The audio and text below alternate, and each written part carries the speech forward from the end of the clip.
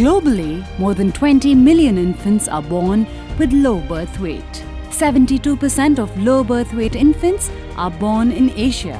India alone accounts for 40% of low birth weight babies. Essential elements in ensuring care of preterm and low birth weight babies include identification and care during preterm labor, care of preterm and low birth weight babies, ensuring warmth, feeding of low birth weight babies, alternative methods of feeding, type of feed for low birth weight newborn, identification of sick babies, neonatal referral and transport, counseling. Identification and care during preterm labor. As per the World Health Organization, a preterm baby is defined as a baby who is born alive before 37 weeks of pregnancy are completed. Preterm babies can be classified as extremely preterm, less than 28 weeks, very preterm, 28 to under 32 weeks, late and moderate preterm, 32 to under 37 weeks. Preterm baby can be identified by calculating gestational age. It can be calculated from the first day of the last menstrual period. For example, if the last menstrual period is on 3rd April 2015 and the woman comes on 19 November 2015, calculate the number of days of pregnancy. In this case, it is 231 days or 33 weeks, which falls under the category of late and moderate preterm. When a pregnant woman reaches a delivery point with labor pain, assess the period of gestation and if it is true or false labor pain. All preterm labor between 24 and 34 weeks of gestation should be administered single course of injection dexamethasone. Even if delivery is imminent, it is still to be given. Injection dexamethasone administered to the pregnant woman antenatally will lower the risk of complications like respiratory distress syndrome in newborns and therefore increase the chance of survival. The other method for identification of a preterm baby is by looking for the following signs on the baby's body immediately after birth. Slow recoiling of ears. A deep transverse skin crease in anterior 1/3 of the soles of the feet. Breast nodule measuring less than 5 millimeters. Undescended testes in males and widely separated labia and prominent appearance of clitoris in females. Transparent and gelatinous skin texture. Points to remember. Identification of preterm labor is important. All preterm labor between 24 to 34 weeks to be administered a single course of injection dexamethasone. Care of preterm and low birth weight babies. Low birth weight has been defined by the World Health Organization as weight at birth less than 2,500 grams. Low birth weight babies can be classified as low birth weight 1,500 to 2,500 grams, very low birth weight 1,000 to 1,499 grams, extremely low birth weight under 1,000 grams. An otherwise healthy low birth weight newborn with a birth weight of 1,800 grams or above can be managed at home by the mother and the family under the supervision of a health worker or family physician.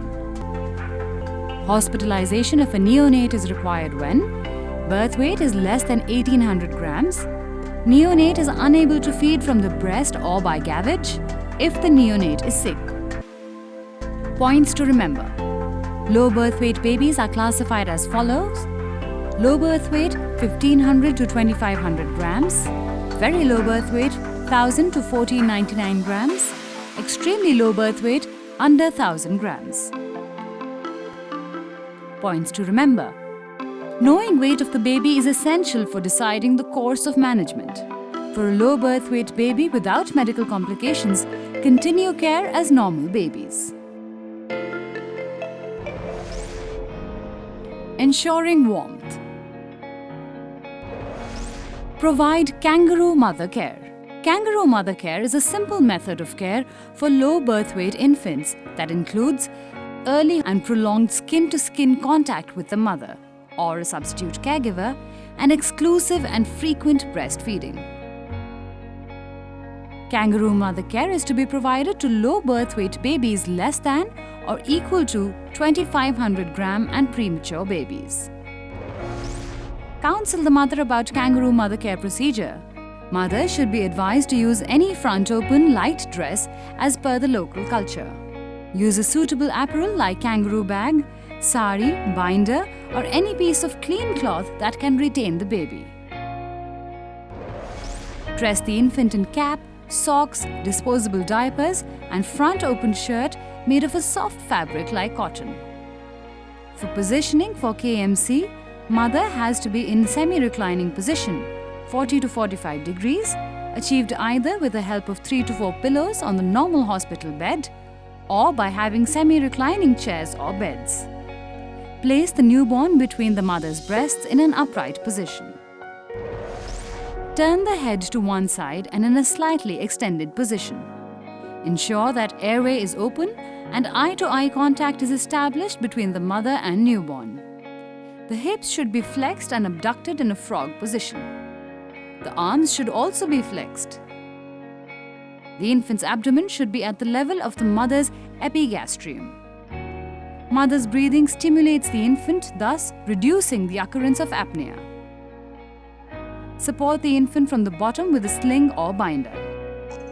Advise the mother to provide kangaroo mother care at least for 1 hour in one session and to gradually increase the duration for as long as the mother is comfortable. Continue kangaroo mother care till infant reaches 2500 grams. Temperature should be maintained at 25 to 28 degrees Celsius throughout the process. Kangaroo mother care can be provided by mother, father, guardian, or any adult member. Kangaroo mother care is beneficial in many aspects, as it stabilizes body temperature, promotes breastfeeding, prevents infection and other morbidities, leads to early hospital discharge, provides better neurological development, and encourages bonding between mother and infant. Points to remember. Initiate KMC only when the baby is stable, that is, baby is breathing on its own and free of life-threatening conditions. KMC to be provided for at least 1 hour per session.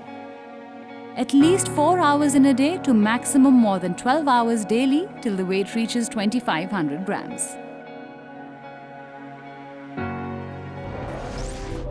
Feeding of low birth weight babies.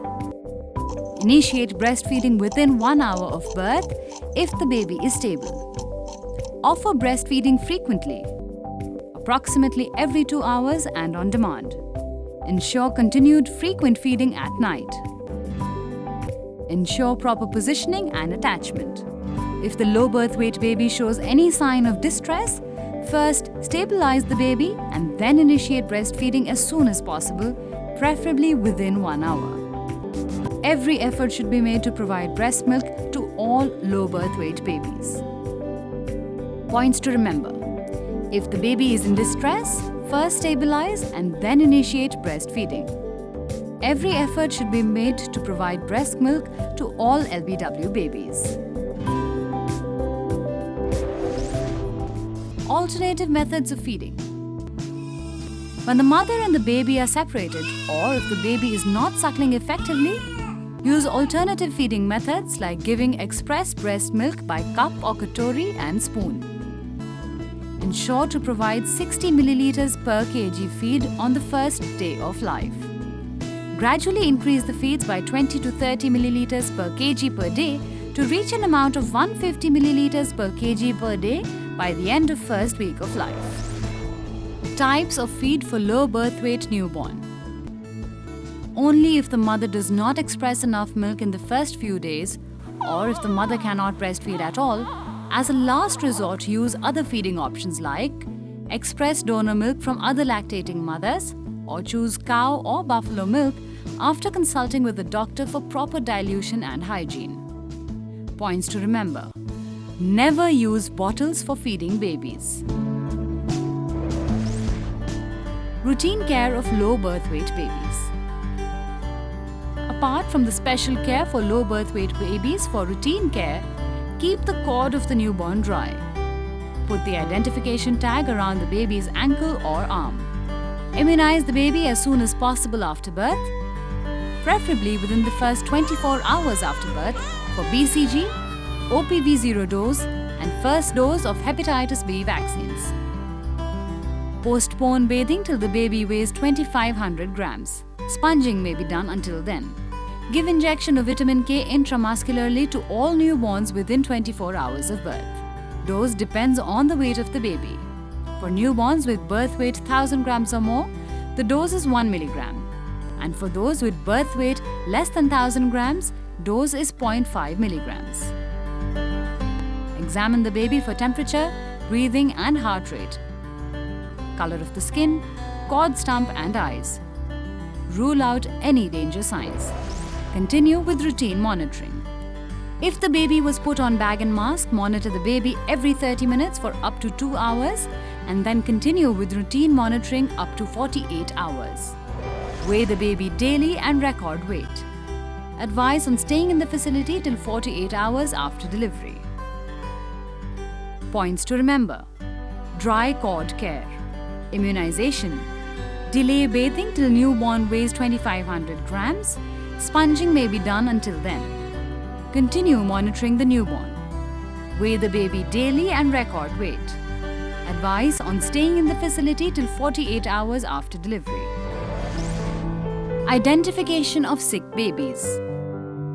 Triage should be the first step in assessing neonates. This helps to ascertain if a neonate requires referral. Measure the temperature every 30 minutes up to 4 hours till it reaches normal, and after that at 2 hours interval for the next 12 hours. If the baby is cold, rewarm the baby. Look for airway and breathing. If baby is not breathing or gasping, grunting or severe distress, manage airway and follow resuscitation guidelines. If a baby has respiratory distress and is on oxygen, check airway hourly, otherwise 2 to 4 hourly. Check circulation. If there are cold extremities with a capillary refill longer than 3 seconds and weak and fast pulse, give oxygen and make sure the child is warm. In case of coma or convulsions, manage airways and prepare for referral. Neonatal referral and transport. Whenever a sick newborn is referred to another facility, appropriate care during transport should be taken to improve survival and outcome. The factors that should be kept into consideration are the following: stabilization prior to transport, communication with parents, referral unit, preparation for referral, maintenance of warm chain, prevention of hypoglycemia, maintenance of airway and oxygenation. Instructions should be given to the accompanying family members about danger signs. Stabilization prior to transport. Warm the baby till hands and feet are warm to touch and ensure warm clothing. Suction the airway if essential. Oxygenate if needed. Give or arrange medications as per the physician's order, like normal saline, dextrose, vitamin K, antibiotics, phenobarbital, epinephrine. Communication. Explain condition and reasons for transport to family. Communication with referral unit regarding condition of baby, approximate time of arrival, working diagnosis, what has already been done, etc. Arrange for referral note mentioning reasons for transfer, medications given along with dose and timings. Communication to accompanying family members regarding need for transport, position of baby, feeding during transport, clearing secretion, gentle stimulation and other instructions as applicable. Prevention of hypoglycemia. Gavage feed or IV dextrose bolus prior to transport.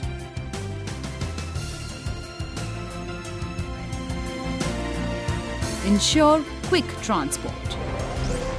Prevention of hypoxia. Consider use of oxygen cylinder with nasal cannula or mask during transport. Please ensure that following equipments are kept ready for transport. Appropriate clothing for baby like cotton sheets or plastic sheet, cap and woolen blanket. thermometer, thermocol or cardboard box. Cotton, nasogastric tube, mucus suction catheter, oxygen source and nasal cannula if needed, resuscitation bag. For referral of sick newborn, ensure quick means of transport, fastest mode of transport and shortest possible route. Points to remember. Stabilization prior to transport. Communication with parents, referral unit. Preparation for referral. Maintenance of warm chain. Prevention of hypoglycemia. Maintenance of airway and oxygenation. Instructions to accompanying family members about danger signs. Points to remember. Appropriate clothing for baby, cotton sheets or plastic sheet, cap, woolen blanket, thermometer, thermocol or cardboard box, cotton, nasogastric tube, mucus suction catheter, oxygen source and nasal cannula if needed, resuscitation bag.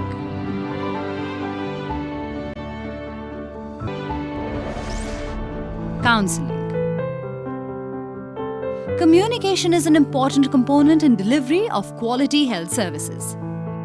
It starts at the time of admission of mothers in the facility for delivery, and this dialogue continues till the time of discharge or referral to higher centers and follow-up visits. Parents and caregivers need to be informed regarding each step of maternal and neonatal care. This includes birth time and condition of mother and child after completion of delivery process, initial diagnosis of the neonate after birth, and reasons for admission or referral and follow-up care at the time of discharge. After discharge, A&M should coordinate with Asha and inform her regarding any special needs of the baby. 6 visits are recommended in the case of institutional delivery. Additional visits are required for babies that are low birth weight, preterm or ill, according to home-based newborn care guidelines. Postnatal care of mother involves counseling of mothers regarding proper nutrition, with diet including green leafy vegetables, whole pulses, jaggery, meat, poultry and fish, fruits, ground nuts, ragi, whole grains, milks, etc. Postnatal iron and folic acid. 1 tablet once a day for 6 months if she is non-anemic, and further doses will depend upon the degree of anemia. Calcium supplementation. Oral swallowable calcium tablets to be taken twice a day, total 1 gram calcium per day, up to 6 months postpartum. Hygiene standards. Family planning and contraceptive options. Counseling is not only giving information or advice, it is about listening to the mother, understanding her limitations, conveying the benefits of the ideal behavior, and guiding her to take appropriate action. Points to remember. Communication is an important component in delivery of quality health services. Communication with the mother and family at every step, starting from admission to facility till the time of discharge or referral, is essential. Mothers need to be informed about the danger signs both in mother and neonate and indications for seeking treatment. Points to remember. Identify low birth weight and sick babies requiring immediate action. To ensure survival and good outcome, management of LBW and sick babies should include appropriate resuscitation and respiratory care, prevention and management of hypothermia by promoting kangaroo mother care, appropriate feeding and prevention of hypoglycemia, infection prevention, identification of danger signs or complications and quick referral. Counseling of mothers and caregivers for postnatal care of newborn and mother. Let the magical power of touch save a tiny miracle.